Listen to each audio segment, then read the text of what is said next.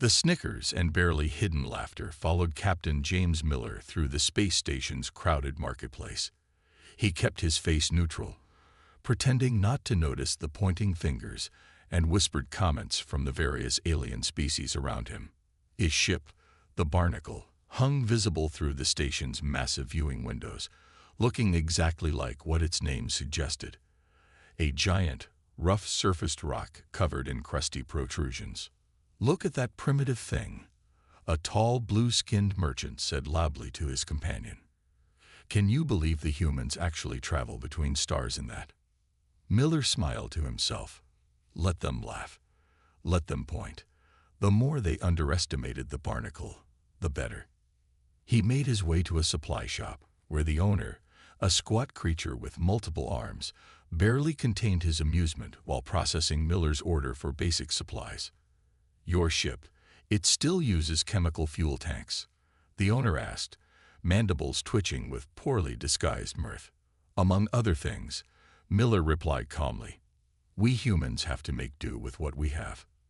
The owner's assistant, restocking shelves nearby, didn't even try to hide his laughter. "Did you hear?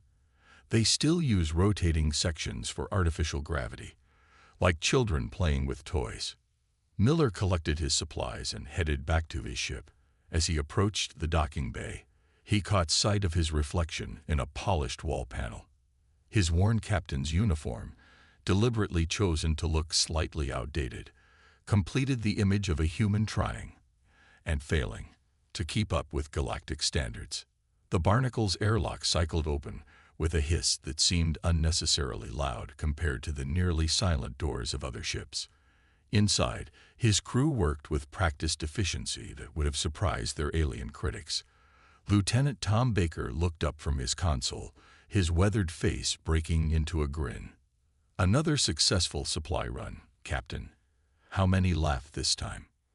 "Lost count at 12, Miller replied, setting down his supplies. "The good news is no one's looking too closely at what we're actually doing out here." The bridge of the Barnacle looked exactly like what everyone expected of humanity's first interstellar vessel. Slightly cramped, with exposed pipes and conduits, screens that seemed a generation behind galactic standards, and seats that actually needed safety restraints. The perfect image of a species struggling to keep up with their galactic neighbors.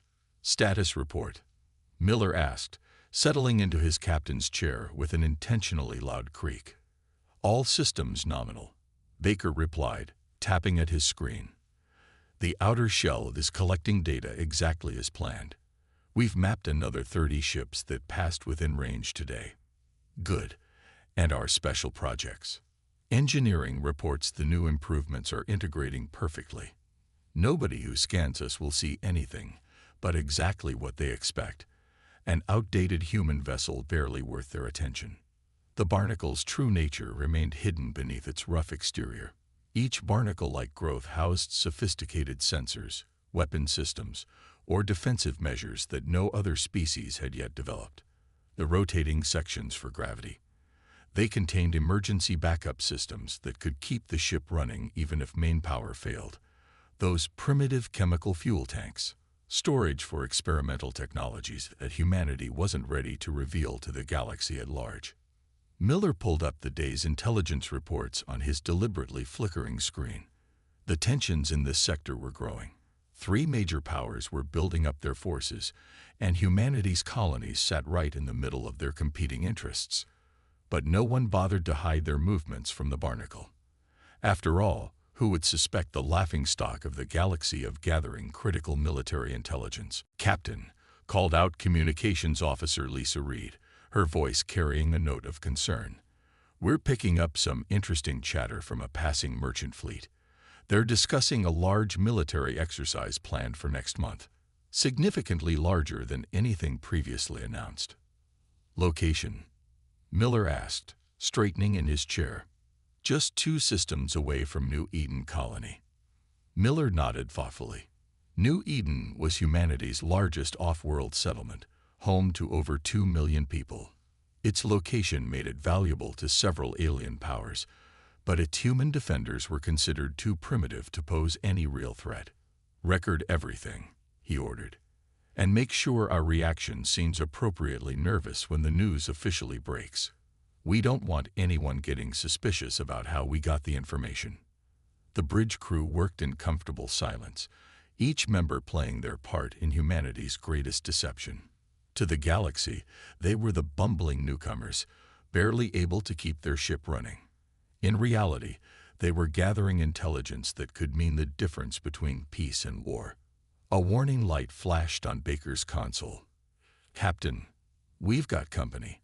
3 ships approaching. Looks like that new alliance that's been flexing its military might."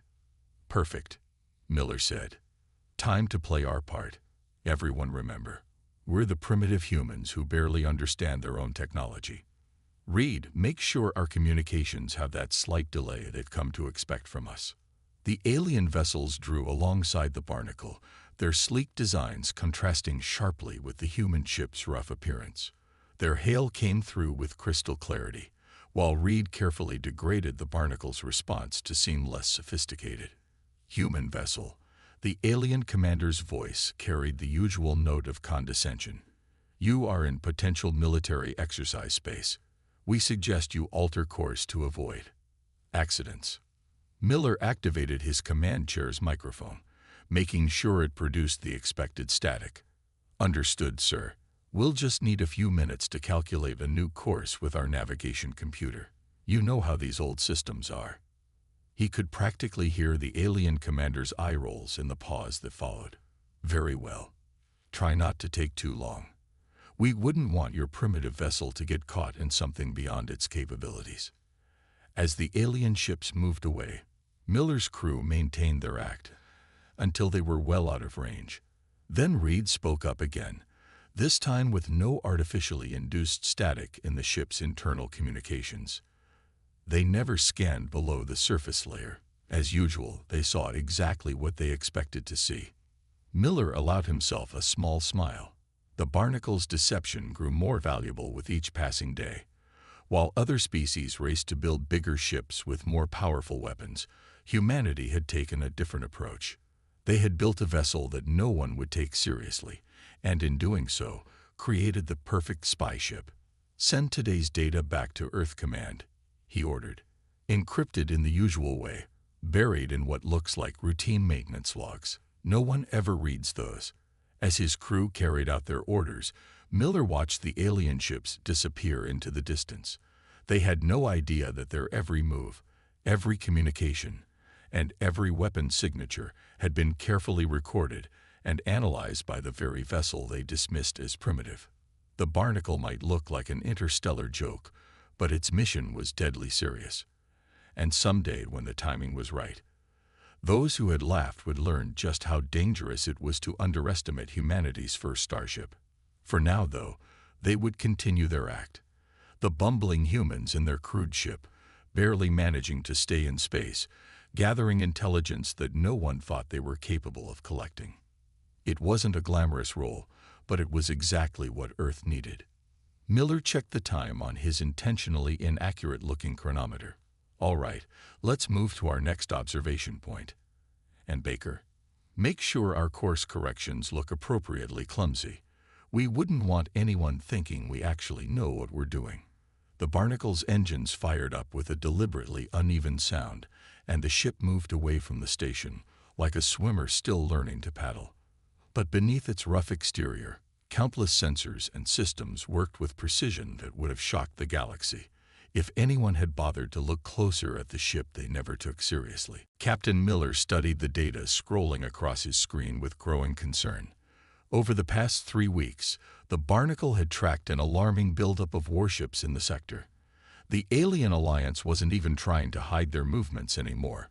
Why bother concealing anything from a primitive human vessel? Another battle group just dropped out of faster-than-light travel. Lieutenant Baker reported, his voice tight with tension.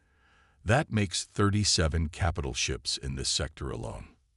Miller nodded, maintaining his calm exterior even as his mind raced through the implications. The Barnacle had positioned itself near a popular refueling station, looking every bit like a human ship having engine troubles.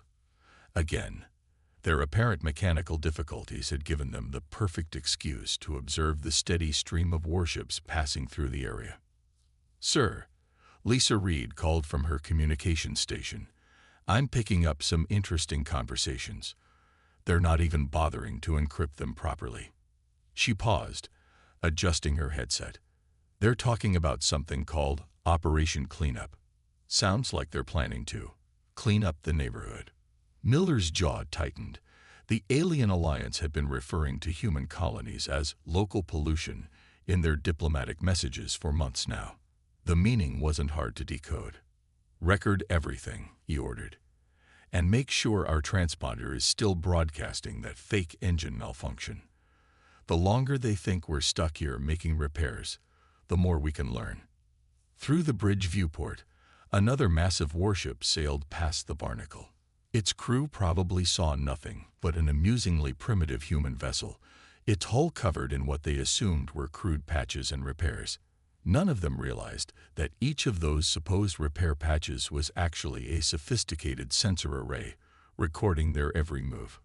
"Captain," Baker said suddenly, "one of their ships is approaching. They're hailing us." Miller straightened in his chair, quickly adjusting his uniform to look slightly disheveled.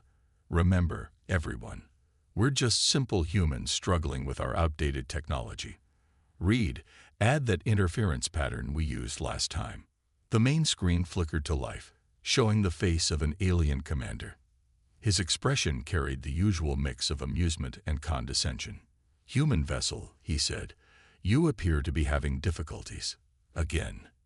"Yes, sir," Miller replied, making sure his voice carried just a hint of embarrassment.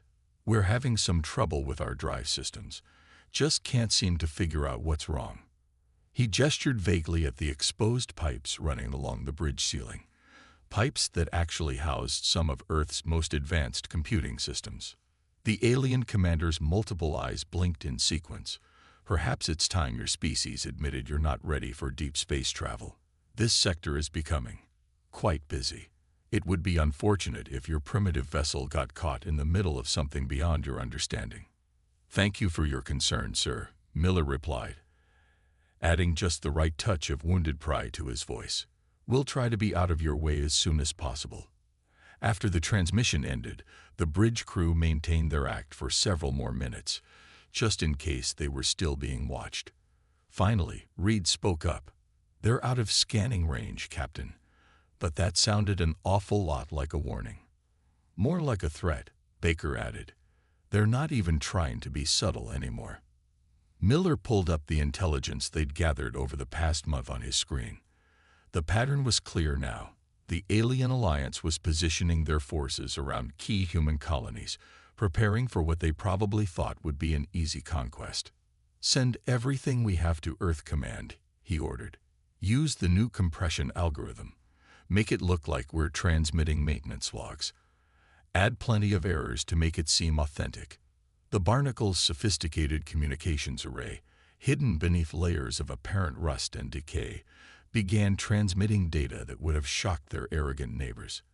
Every ship movement, every weapon's signature, every scrap of tactical information they'd gathered, all disguised as the mundane technical problems of a struggling human vessel. Hours passed as they continued their surveillance. The steady stream of warships showed no signs of slowing. Some of the alien vessels were so massive they made the Barnacle look like a space taxi in comparison. But size wasn't everything, as humanity had learned long ago. "New contact," Baker announced. "This one's different, reading energy signatures I've never seen before." Through the viewport, they watched as a strange ship emerged from faster-than-light travel. Its hull seemed to absorb light rather than reflect it, and its design was unlike anything in their database. "Are they scanning us?" Miller asked. "Hard to tell, sir," Baker replied. "Their technology is strange, but they're definitely interested in something." For several tense minutes, the mysterious vessel hung in space, neither moving nor communicating. Then, as suddenly as it had appeared, it vanished back into faster-than-light travel. "Well, that was different," Reed said, breaking the silence. "Should we be worried?" Miller tapped his fingers on his armrest, thinking. Add it to the report for Earth Command. But keep our focus on the Alliance fleet. They're the immediate threat. As if to emphasize his point, another group of warships dropped out of faster-than-light travel, their massive forms blocking out the stars.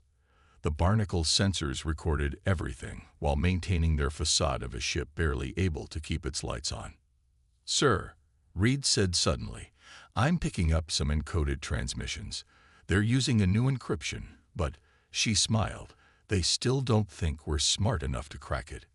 Message mentioned something about final preparations and cleansing protocols. Miller's expression hardened. The pieces were falling into place, and the picture they formed was grim. The Alien Alliance wasn't just planning an attack. They were preparing for a full-scale invasion of human space. "How many ships have we tracked so far?" he asked. Baker consulted his readings. Over 200 capital ships, plus support vessels. Enough firepower to flatten every human colony in the sector. He paused. "Sir, shouldn't we be warning the colonies?" "Earth Command will handle that," Miller replied. "Our job is to keep playing the fool.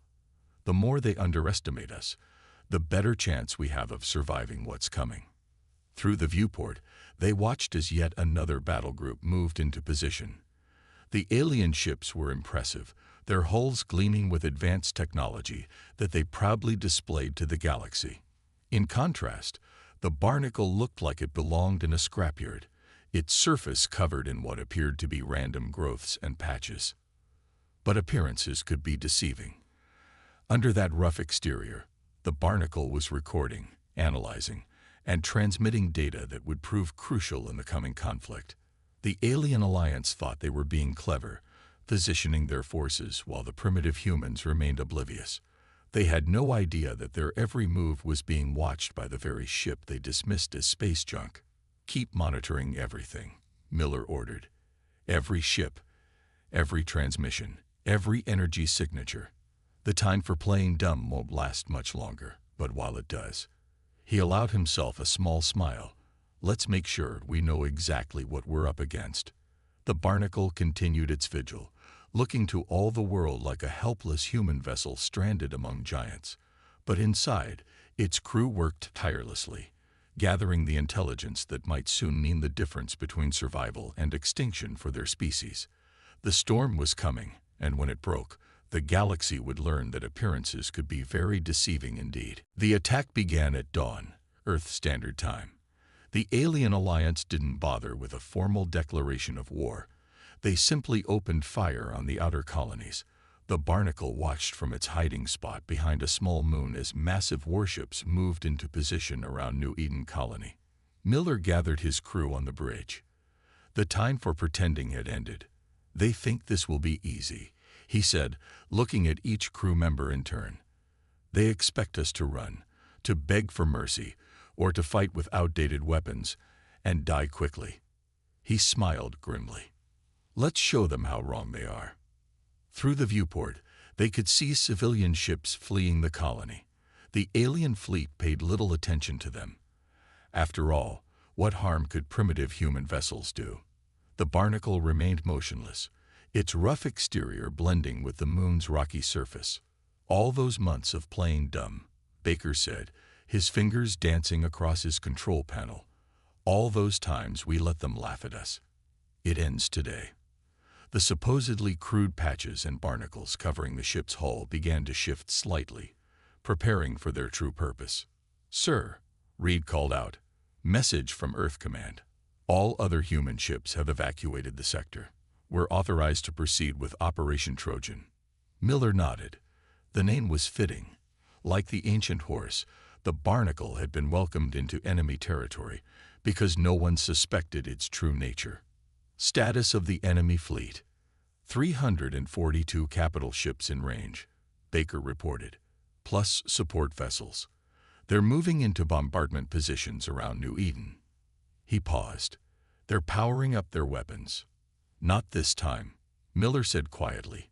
"Reed, send the activation signal." Reed's fingers flew across her console, sending out a complex series of commands that looked like random static to anyone intercepting them. Across the barnacle's hull, thousands of tiny changes began to occur. The alien fleet's first volley of weapons fire lit up space around New Eden. Their massive guns targeted what they thought were the colony's primitive defenses, but their shots passed through empty air. The defensive platforms they saw were just holograms, part of an elaborate deception months in the making. They took the bait, Baker announced.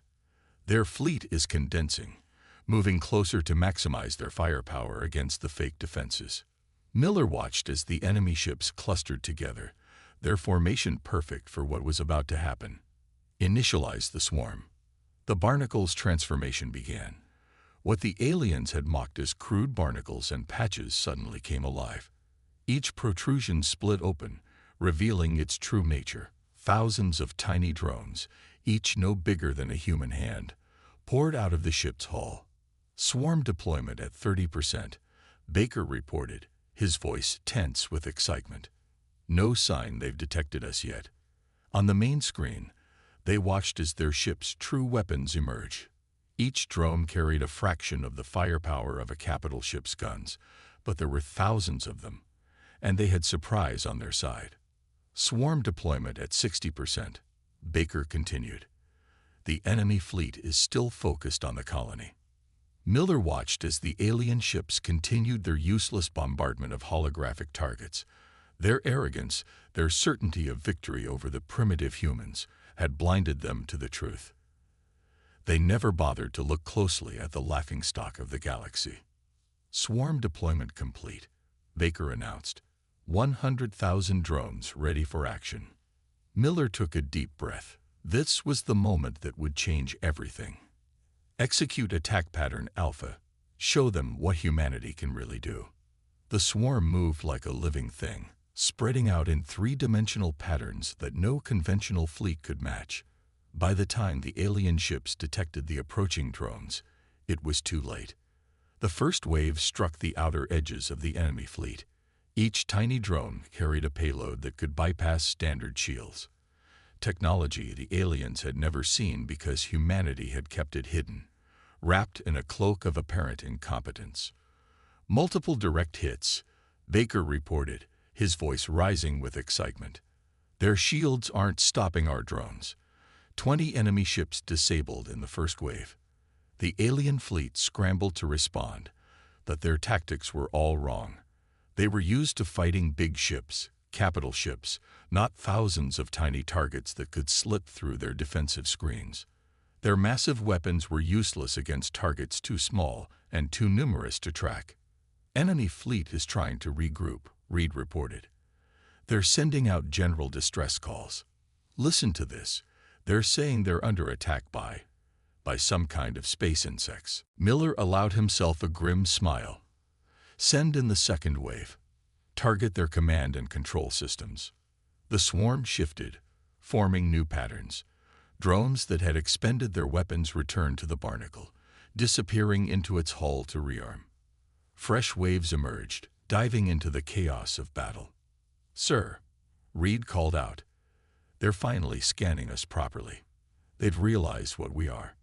On the main screen, they could see the alien fleet turning their guns toward the barnacle's position. But they were too late. The swarm was inside their formation now, thousands of drones striking at vital systems with surgical precision. Enemy ships are starting to retreat, Baker reported. Their formation is breaking up. Miller watched as the mighty alien fleet began to crumble. Ships that could have destroyed a small moon were being taken apart piece by weapons they had never thought to defend against. The swarm moved through their ranks like a tide, unstoppable and relentless. Message from the enemy flagship, Reed announced. They're asking for terms of surrender. The bridge crew fell silent. After months of being laughed at, months of pretending to be primitive and harmless, they had just defeated the largest alien fleet ever assembled in the sector. Tell them, Miller said, that the primitive humans accept their surrender, and suggest they spread the word. Sometimes the ones you laugh at the most are the ones you should fear the most.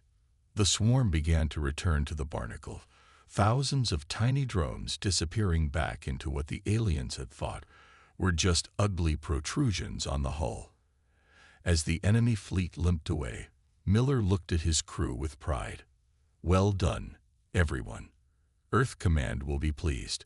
We just field-tested our new defense system and saved a colony at the same time." Baker laughed. "And all it took was letting everyone think we were a joke for months. Think they'll stop laughing at us now?" "Oh, I hope not," Miller replied with a smile. "Being underestimated is one of humanity's greatest advantages. Besides," he gestured at the barnacle's still rough-looking exterior, "we have more surprises hidden under our ugly shell." As the last of the swarm returned home, the barnacle resumed its appearance as the most primitive-looking ship in the galaxy.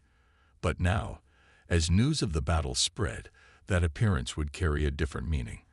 The ship they had laughed at had just destroyed their best fleet, and no one would look at the barnacle-covered vessel quite the same way again. News of the battle spread across the galaxy like wildfire. The barnacle's victory had shattered more than just the alien fleet. It had destroyed centuries of assumptions about human technology. But Captain Miller knew the war wasn't over. The enemy would be back, and this time they wouldn't underestimate the ugly little ship that had humiliated them. 3 days after the battle, the barnacle patrolled the edges of human space, its swarm replenished and ready. The ship still looked as primitive as ever. Miller had insisted they maintain the deception. After all, there might be other secrets worth keeping. "Incoming transmission from Earth Command," Reed announced from her station. "They're picking up massive fleet movements in 3 sectors. The aliens are gathering for another attack." Miller studied the tactical display. The enemy was being more careful this time, spreading their forces out to avoid presenting an easy target for the swarm. They were learning, adapting. But so were the humans. "They're not just coming back for revenge," Baker said, analyzing the data. "Look at these energy readings. They've modified their shields. They're trying to counter our drones." Miller nodded. He'd expected this. "Show me the drone status." Baker brought up a new display. The barnacle's hull was alive with activity beneath its rough exterior. The swarm was evolving too, incorporating new features based on data from the first battle. Each drone was being upgraded, becoming deadlier, more efficient. "Sir," Reed called out, "we're getting signals from everyone. Every species in the sector wants to talk to us now. Funny how that works." "I bet they do," Miller replied. "After years of mockery, suddenly the primitive humans are worth talking to." He straightened in his chair. "But conversations can wait. We have incoming." Through the viewport, they could see the first wave of enemy ships dropping out of faster-than-light travel. These vessels were different. Their hulls bristled with new weapons, and their formation was loose and scattered.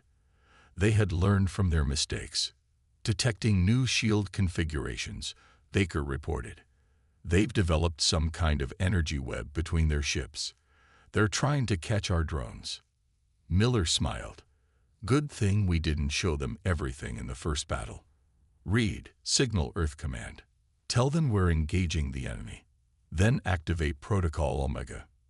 The bridge crew exchanged excited looks. They had trained for this, but none of them had seen it in action before. The barnacle's rough exterior began to shift in new ways, panels moving that had never moved before. "Enemy fleet is launching fighters," Baker announced. "Thousands of them. They're creating a screen around their capital ships." "Let them think that will help," Miller said. "Deploy the swarm, but only the older models. Let's see how their new defenses hold up." The first wave of drones poured from the barnacle's hull, streaming toward the enemy fleet. The alien fighters moved to intercept them, their new weapons filling space with energy pulses designed to disable the tiny attackers. Some of the drones fell, but others got through, striking at the capital ships.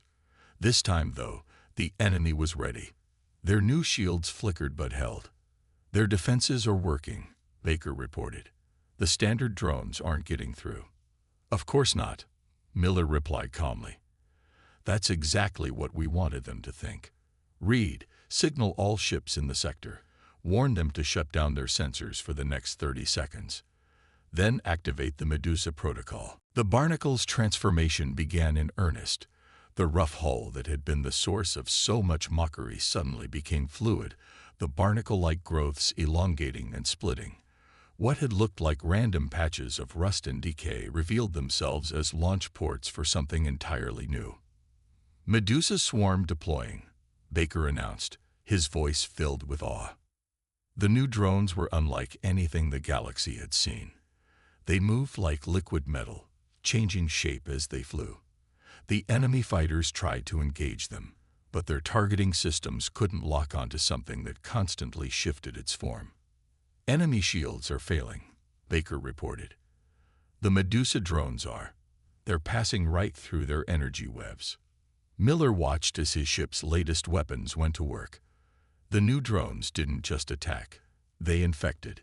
Each one that made it through the enemy's defenses attached itself to their hull, using their own power systems against them. 50 enemy ships disabled, Baker called out. 100, 200, they're dropping like flies. The alien fleet's formation dissolved into chaos. Ships tried to flee, but the Medusa swarm was relentless. What had started as a massive attack force was rapidly becoming a collection of drifting hulks. "Sir," Reed said suddenly, "the enemy commander is requesting to speak with us." Miller nodded. "Put him through." The main screen lit up, showing the alien commander's face. Gone was the arrogance, the condescension. Now there was only shock, and perhaps a hint of fear. What are you?" the commander asked. "We're the primitive humans," Miller replied calmly. "The ones you thought weren't ready for deep space. The ones you laughed at. The ones you never took seriously." He paused. "Would you like to surrender again?" The commander's multiple eyes blinked rapidly. "Those ships you disabled, my people, are perfectly safe," Miller finished for him. "Unlike you, we don't believe in unnecessary killing. Your crews are unharmed. Your ships can be reactivated once we're certain you're heading home.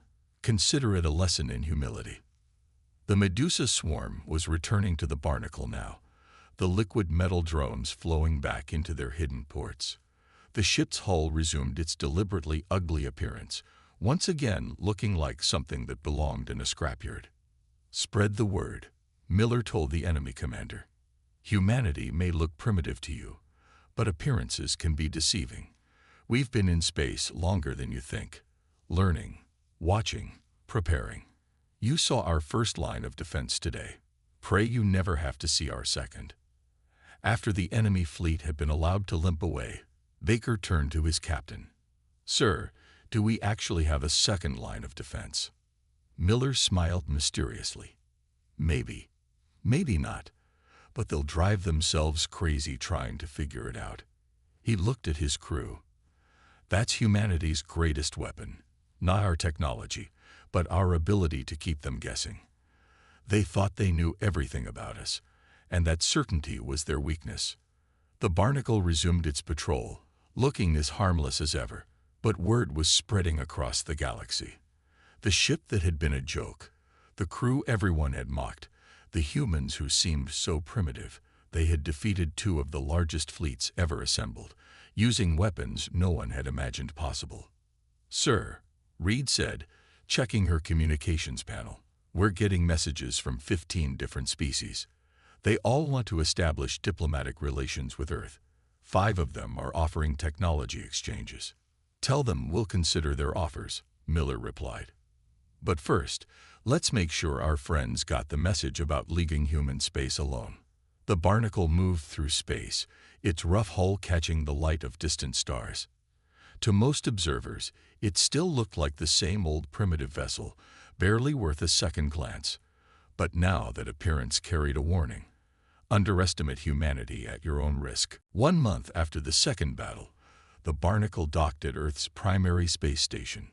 The same dock workers who had once snickered at the ship's ugly appearance now treated it with careful respect. News reporters crowded behind safety barriers, trying to get pictures of the vessel that had changed humanity's place in the galaxy. Captain Miller stood at attention in Earth Command's main conference room, facing the assembled leaders of humanity's space forces.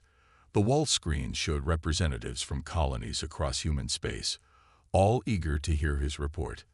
The Alien Alliance has withdrawn all forces from human-controlled sectors, Miller reported. Their leadership has formally requested peace talks. More importantly, 7 other species have approached us about forming defensive pacts. Admiral Wilson, a stern-faced woman with gray hair, nodded approvingly. And the technology demonstration requests. 23 so far, Miller replied. Everyone wants to know how we built the swarm. The Medusa units in particular have caught their attention. He paused. Of course, we haven't shown them everything yet. The Admiral smiled. No, we haven't. Speaking of which, your ship's refit is scheduled to begin tomorrow. The Barnacle will be the first to receive the new systems. Miller raised an eyebrow. Even he hadn't known about this. New systems. Did you think the swarm was our only secret? The Admiral's smile widened. Those barnacles on your hull weren't just for show or for launching drones. They're connection points for the next phase of human technological advancement. After the briefing, Miller walked through the station's corridors with his crew. They passed aliens who now moved aside respectfully, some even bowing slightly. The same beings who had laughed at them months ago now treated them like heroes. Hard to believe it's only been a month, Baker said, watching an alien diplomatic party hurry past. Remember when they used to point and laugh at us? I almost miss it, Reed replied. Life was simpler when everyone thought we were idiots. They reached the observation deck and looked out at the Barnacle. Work crews were already swarming around it, preparing for the refit. The ship still looked as crude as ever, its hull still covered in barnacle-like growths. Captain, a voice called from behind them. They turned to see Dr. Helen Ray, Earth's Chief of Research and Development, approaching with a data tablet. I thought you'd like to see the specs for your ship's upgrade.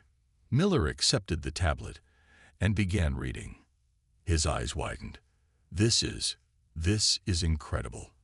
The swarm was just the beginning. Just the first layer, Dr. Ray confirmed.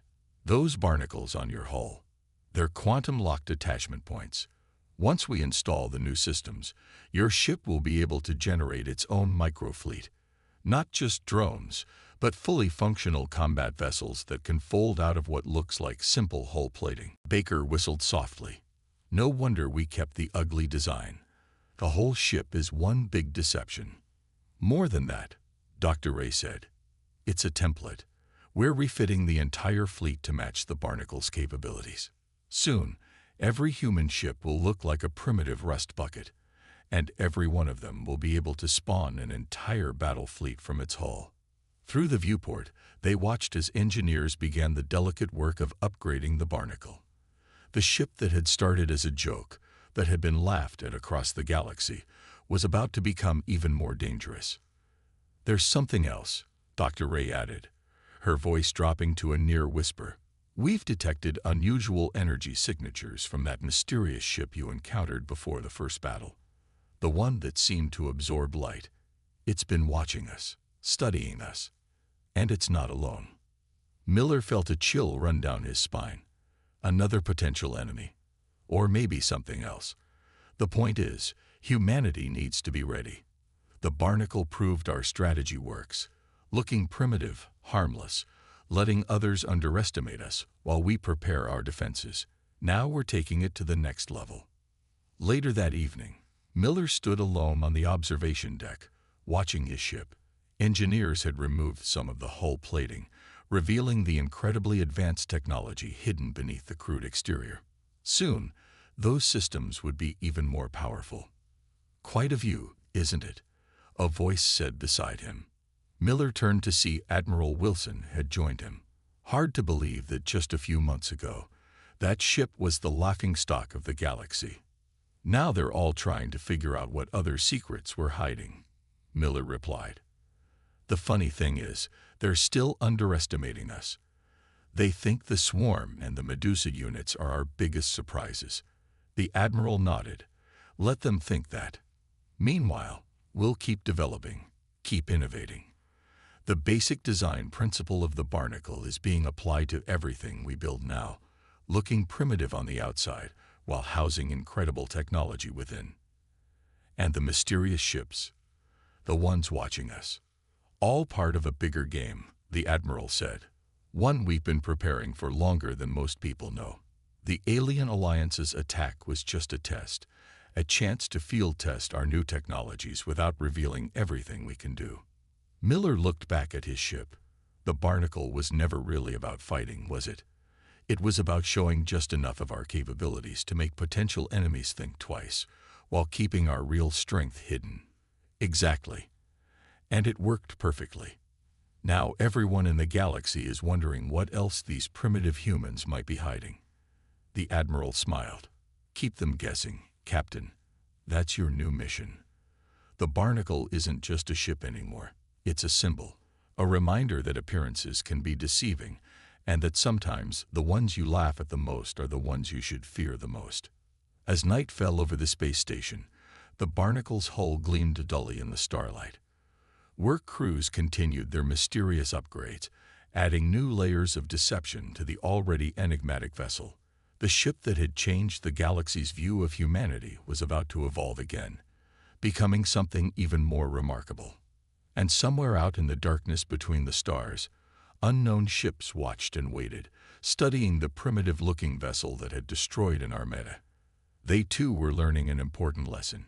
In space, nothing was quite what it seemed, and underestimating humanity was a mistake no one would make again.